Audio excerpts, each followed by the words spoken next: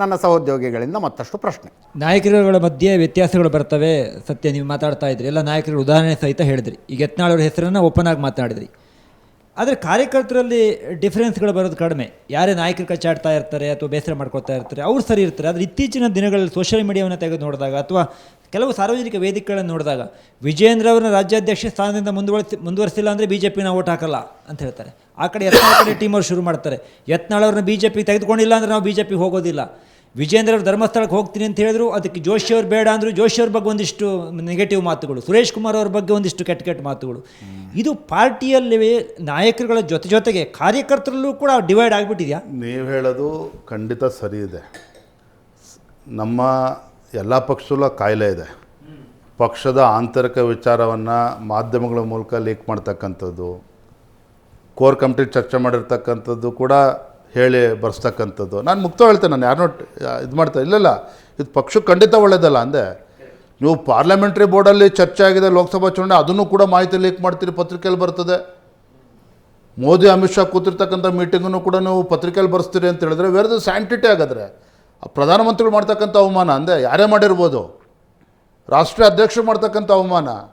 ನೀವಿಲ್ಲಿ ಕೋರ್ ಕಮಿಟಿಯಲ್ಲಿ ಕೂತ್ಕೊಂಡು ಮಾತಾಡ್ತಕ್ಕಂಥ ಚರ್ಚೆನೂ ಕೂಡ ಟಿ ವಿಗಳಲ್ಲಿ ಪತ್ರಿಕೆಗಳು ಬರ್ತದೆ ಅಂತ ಹೇಳಿದ್ರೆ ನಾನು ಯಾರನ್ನೂ ವೈಯಕ್ತಿಕ ಹೇಳ್ತಾ ಇಲ್ಲ. ಖಂಡಿತ ಪಕ್ಷಕ್ಕೆ ಒಳ್ಳೇದಲ್ಲ ಅಂದೆ.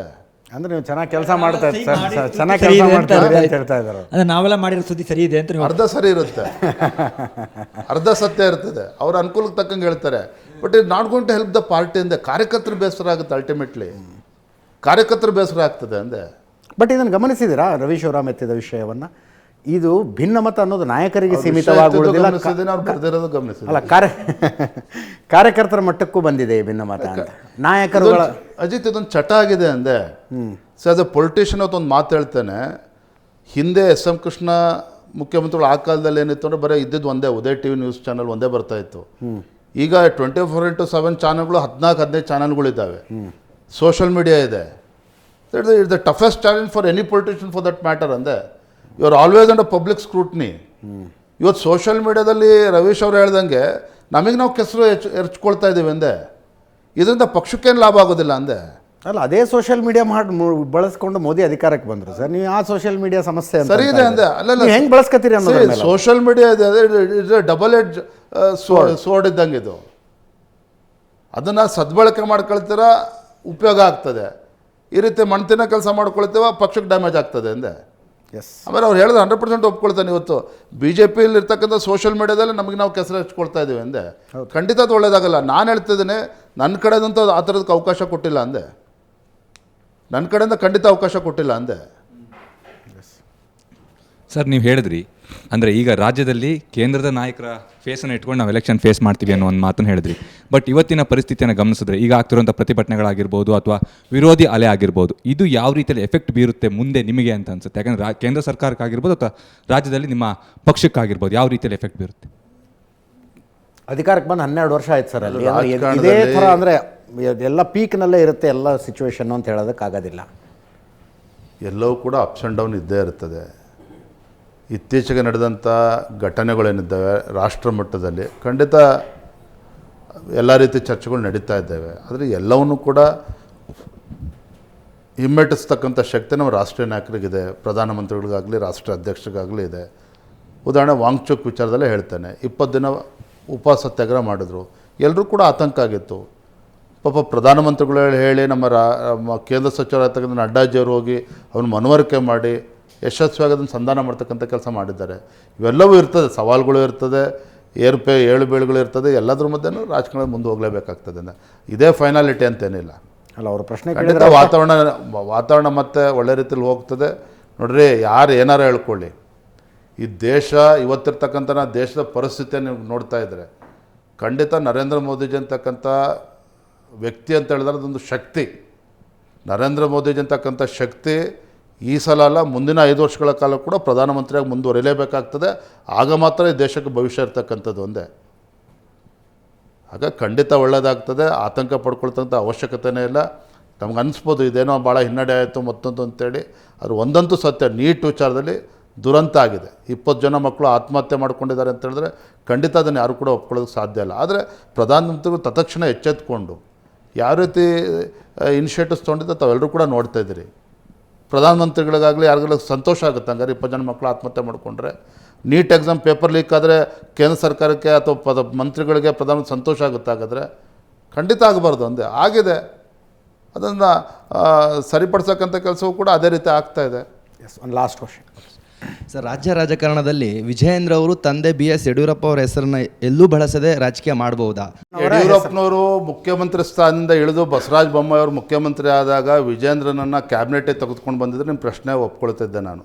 ಹೌದಪ್ಪ, ಮಾಜಿ ಮುಖ್ಯಮಂತ್ರಿ ಮಗ ಯಡಿಯೂರಪ್ಪನವ್ರ ಮಗ, ಅದಕ್ಕೆ ಕ್ಯಾಬಿನೆಟ್ ಕೊಟ್ಟಿದ್ದಾರೆ ಅಂತೇಳಿ. ಈಗ ನಾನು ಮಾಡಿರೋದು ರಾಜ್ಯದ ಅಧ್ಯಕ್ಷ ಅಂದೆ, ನಾಟ್ ಎ ಲಕ್ಸುರಿ ಅಂದೆ. ಇದೊಂದು ಸವಾಲು. ಅಂದರೆ ಮುಂದಿನ ದಿನಗಳಲ್ಲಿ ಈಗ ಎಲ್ಲ ತಾವು ಮಾತುಗಳು ಮಾತಾಡ್ತಾ ಹೇಳ್ತೀರಿ, ಯಡಿಯೂರಪ್ಪನವ್ರು ಆಗ ಮಾಡಿದ್ರು, ಯಡಿಯೂರಪ್ಪನವ್ರು ಈಗ ಮಾಡಿದ್ರು, ಯಡಿಯೂರಪ್ಪರದ್ದು ಒಂದು ದೊಡ್ಡ ಶಕ್ತಿ ಅಂತ. ಯಡಿಯೂರಪ್ಪರ ಹೆಸರನ್ನು ಬಳಸ್ದೆ ಮುಂದಿನ 2028 ಅಲ್ರಿ ಒಂದು ನಿಮಿಷ ಮೊನ್ನೆ ಚಿತ್ರದುರ್ಗದಲ್ಲಿ ಯಡಿಯೂರಪ್ಪನವ್ರ ಅಭಿಮಾನೋತ್ಸವ ಮಾಡಿದ್ರಿ. 7-8 ಲಕ್ಷ ಜನ ಅಕ್ಷರಶಃ ಇದ್ದರು ಅಲ್ಲಿ. ಅದರಲ್ಲಿ ಮೋರ್ ದೆನ್ 60% ವಾಲಂಟಿಯರಾಗಿ ಬಂದಿದ್ದರು ಅಂದೆ. ನಾ ಹಿಂದೆ ಒಂದು ಮಾತು ಹೇಳಿದ್ದೆ ವಿಧಾನಸಭಾ ಚುನಾವಣೆ ಸಂದರ್ಭದಲ್ಲಿ, ಯಡಿಯೂರಪ್ಪನವ್ರಿಗೆ ಕಲ್ಲು ಹೊಡೆದ್ರೆ ಪಕ್ಷಕ್ಕೆ ಪೆಟ್ಟಾಗ್ತದೆ ಅನ್ನೋ ಮಾತನ್ನು ಬಹಿರಂಗವಾಗಿ ಹೇಳಿದ್ದೆ. ನಾನು ಯಾಕೆ ಮಾತನ್ನು ಹೇಳ್ತಾ ಇದ್ದೀನಿ ಅಂತ ಹೇಳಿದ್ರೆ, ಯಡಿಯೂರಪ್ಪನವರು ಕಳೆದ 40-50 ವರ್ಷಗಳಲ್ಲಿ ಒಂದು ರೀತಿ ಆ ಕಾರ್ಯಕರ್ತರ ಮಧ್ಯೆ ಒಂದು ಕನೆಕ್ಟ್ ಇದೆ ಅಂದೆ, ಒಂದು ಆತ್ಮೀಯತೆ ಇದೆ, ಒಂದು ಸಂಬಂಧ ಇದೆ ಅಂದೆ. ಅದು ಇವತ್ತಿಗೂ ಕೂಡ ಹಾಗೆ ಇದೆ, ಇಂಟ್ಯಾಕ್ಟ್ ಆಗಿದೆ ಅಂದೆ. ಅದು ಯಾರಿಗೆ ಲಾಭ ಆಗಬೇಕು? ವಿಜೇಂದ್ರಿಗಲ್ಲ, ಪಕ್ಷಕ್ಕೆ ಲಾಭ ಆಗಬೇಕು ಅಂದೆ. ಅದನ್ನ ಇಟ್ಕೊಂಡು ನಾನು ಇವತ್ತು ಕೆಲಸ ಮಾಡ್ತಾ ಇರ್ತಕ್ಕಂಥ ಯಡಿಯೂರಪ್ಪನವ್ರ ಮಗ ಅನ್ನೋದಕ್ಕೆ ನನಗೆ ಹೆಮ್ಮೆ ಇದೆ. ಯಡಿಯೂರಪ್ಪನವ್ರ ಮಗ ಅನ್ನೋದಕ್ಕೆ ಹೆಮ್ಮೆ ಇದೆ. ಯಾಕೆಂದರೆ ರಾಜ್ಯದಲ್ಲಿ ಎಲ್ಲೇ ಹೋದರೂ ಕೂಡ ಕಾರ್ಯಕರ್ತರಾಗಲಿ ಜನಸಾಮಾನ್ಯನ ಇಷ್ಟಪಡ್ತಾರೆ. ಆದರೆ it should benefit the party ಅಂದೆ, ನಾಟ್ ವಿಜೇಂದ್ರ. ಆ ನಿಟ್ಟಿನಲ್ಲಿ ನಾನು ಪ್ರಾಮಾಣಿಕವಾಗಿ ಕೆಲಸ ಮಾಡ್ತಾ ಇದ್ದೇನೆ. ಎಸ್.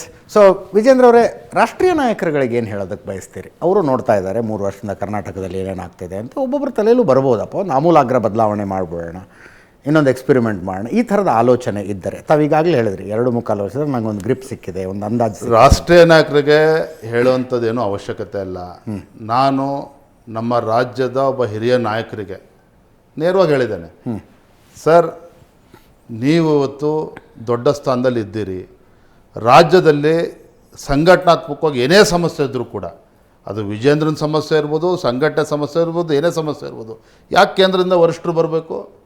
ನೀವೇ ಸೀನಿಯರ್ ಲೀಡರ್ ಇದ್ದೀರಿ, ನೀವೇ ಕೂತ್ಕೊಂಡು ಬಗೆಹರಿಸಿ ನಮ್ಮ ಮಧ್ಯೆ. ಯಾಕೆ ಎಲ್ಲ ಸಲ ಕೇಂದ್ರದಿಂದ ರಾಷ್ಟ್ರೀಯ ನಾಯಕರು ಬರಬೇಕು? ನಿಮಗೆ ಅಷ್ಟು ಶಕ್ತಿ ಇದೆ, ನೀವ್ಯಾಕೆ ಅದನ್ನು ಬಗೆಹರಿಸ್ತಾ ಇಲ್ಲ? ನೇರವಾಗಿ ಹೇಳಿದ್ದೇನೆ ಹಿಂದೆ. ಹಂಗಂತೇಳಿ ಏನು ಹಂಗಂತೇಳಿ ಬಗೆಹರಿಸೋಕೆ ಆಗದೆ ಇರ್ತಕ್ಕಂಥ ದೊಡ್ಡ ಸಮಸ್ಯೆ ಅಂತಲೂ ನಾನು ಹೇಳೋದಿಲ್ಲ ಅಂದೆ. ಸ್ವಲ್ಪ ಎಲ್ಲರೂ ಕೂಡ ಮುಕ್ತವಾಗಿ ಕೂತು ಯೋಚನೆ ಮಾಡಬೇಕಾಗ್ತದೆ, ಚರ್ಚೆ ಮಾಡಬೇಕಾಗ್ತದೆ, ಕಾರ್ಯಕರ್ತ ಪರಿಸ್ಥಿತಿನೂ ಕೂಡ ಅರ್ಥ ಮಾಡ್ಕೋಬೇಕಾಗ್ತದೆ. ನಾನು ಹೇಳಿದ್ನಲ್ಲ, ವ್ಯಕ್ತಿಗಿಂತ ಪಕ್ಷ ಮುಖ್ಯ, ಪಕ್ಷಕ್ಕಿಂತ ದೇಶ ಮುಖ್ಯ, ಅದು ನಮಗೂ ಅನ್ವಯ ಆಗುತ್ತೆ ಅನ್ನೋದನ್ನು ನಾವು ಕೂಡ ನೆನಪು ಮಾಡ್ಕೋಬೇಕಾಗ್ತದೆ ಅಂದೆ. ಆವಾಗ ಪಕ್ಷ ಸರಿ ಹೋಗ್ತದೆ, ಸರಿ ಹೋಗೋದಿಲ್ವ 100ಕ್ಕೂ ಸರಿ ಹೋಗ್ತದೆ ಅಂದೆ. ಈ ಬಗೆಹರಿಸುವ ವ್ಯಕ್ತಿ ಇದ್ದಾರಲ್ಲ, ನೀವೇನು ಯಾರಿಗೆ ಹೇಳಿದ್ರಲ್ಲ, ಅವರು ತಟಸ್ಥರಾಗಿರ್ಬೇಕಾಗತ್ತೆ. ಇಲ್ಲಿ ಸಮಸ್ಯೆ ಅಂದರೆ ತಟಸ್ಥ ಬಣವೇ ಇಲ್ಲವೇನೋ ಅನ್ನಿಸ್ತಾ ಇದೆ. ಒಂದು ನಿಮ್ಮ ಕಡೆ ಇದ್ದಾರೆ, ಇಲ್ಲ ಆ ಕಡೆ ಇದ್ದಾರೆ. ತಟಸ್ಥರಾಗಿರ್ತಕ್ಕಂಥವ್ರು, ತಟ್ತಾ ಇರ್ತಕ್ಕಂಥವ್ರು ಎಲ್ಲರೂ ಸೇರಿ ಒಟ್ಟಿಗೆ ಸೇರಿ ಪಕ್ಷ ಸಮಸ್ಯೆನ ಬಗೆಹರಿಸಬೇಕಾಗ್ತದೆ. ಅದು ಆಗುತ್ತೆ, ಸದ್ಯದಲ್ಲೇ ಆಗುತ್ತೆ. ಧನ್ಯವಾದ ವಿಜೇಂದ್ರ ಅವರೇ, ಆಲ್ ದ ಬೆಸ್ಟ್, ಒಳ್ಳೆಯದಾಗಲಿ. ನಿಮಗೂ ಕೂಡ ಧನ್ಯವಾದ. ಇದರೊಂದಿಗೆ ಈ ವಾರದ ನ್ಯೂಸ್ ಅವರ್ ಸ್ಪೆಷಲ್ ಮುಗಿಸ್ತಾ ಇದ್ದೀನಿ. ನೇರ ದಿಟ್ಟ ನಿರಂತರ ಸುದ್ದಿಗಾಗಿ ನೋಡ್ತಾ ಇರಿ ಏಷ್ಯಾನೆಟ್ ಸುವರ್ಣ ನ್ಯೂಸ್.